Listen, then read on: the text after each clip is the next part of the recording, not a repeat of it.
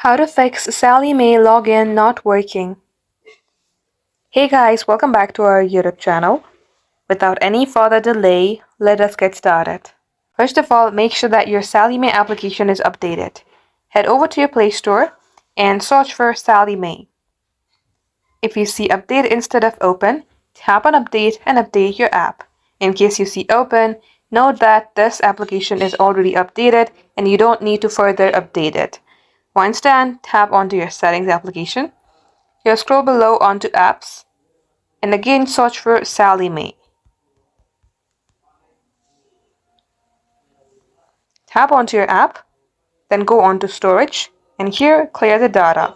Before that, make sure that you know all your credentials, then tap on Delete. Now come back and check if this fixes your login problem.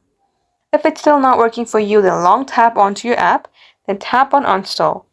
You can again download this application from your Play Store or your App Store, and that will fix your login problem. That's all for today. Thank you for watching the video till the very end. If you have any question regarding this video, do comment down below. We will catch you up in our next upload.